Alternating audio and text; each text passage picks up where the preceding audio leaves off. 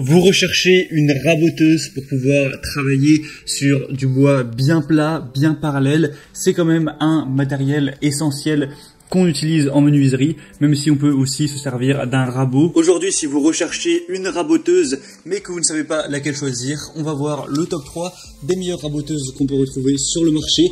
Je vais vous en présenter 3 par ordre de prix croissant, partant vraiment d'une assez accessible autour des 300 € à une un peu plus chère qui va monter dans les 700 € et à une encore plus chère qui va être autour des 800 €. On va parler un petit peu des fonctionnalités et à la fin, ça vous permettra d'avoir une meilleure vue d'ensemble pour choisir quelle raboteuse est la plus adaptée pour vous en fonction de votre budget et des fonctionnalités. Et du coup, on va commencer tout de suite avec la première qui sera la Einhell TC SP204 qui est une raboteuse mais aussi une dégauchisseuse. Donc c'est aussi pratique, hein, c'est 2 en 1. On va avoir une puissance de 1500 watts, une vitesse à vide de 9000 tours par minute, une largeur de travail max de 204 mm, des pieds anti-vibration. On va avoir une conception solide, massive, une table de rabotage en aluminium avec une butée inclinable pour les chanfreins, une table de dégauchissage avec extension télescopique, une aspiration des copeaux pour une zone de travail toujours propre, des pieds anti-vibration pour une meilleure stabilité et un disjoncteur et un interrupteur de sécurité pour une utilisation plus sûre. Une épaisseur de rabotage maximale de 3 mm, une épaisseur de dégauchissage de max 2 mm. Au niveau des dimensions, pour le plateau de dégauchissage, on sera à 270 x 210 mm et pour le plateau de rabotage, 370 x 210 mm. Il y a un rangement pratique du câble et des évaluations correctes avec 4,2 étoiles sur 5 en moyenne, donc pas mal d'évaluations à 4 et 5 étoiles.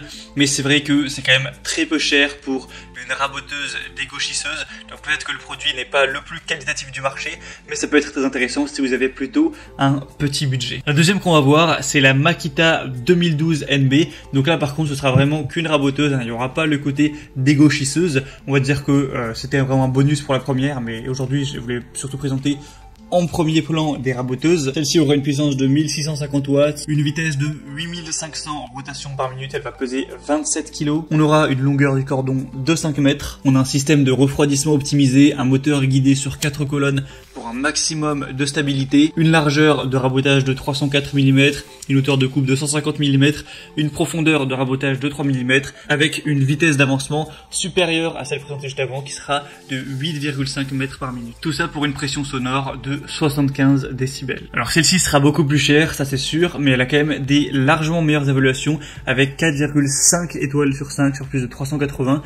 Donc vous avez forcément plus de chances d'être séduit avec celle-ci qu'avec la première. Donc je pense que c'est surtout à voir en fonction de votre budget parce qu'au niveau des fonctionnalités, c'est pas énormément différent. Et finalement la troisième et dernière que je vais vous présenter qui sera très intéressante également, ça va être la DeWalt DW733QS. Donc là on va encore avoir affaire à une raboteuse et non pas une raboteuse d'égo. Elle est conçue pour la mobilité, il y a une conception encore une fois à 4 colonnes pour une plus grande stabilité de la tête qui offre une finition de surface parfaite. C'est un outil qui peut être fixé sur un banc grâce au trou inséré dans la base.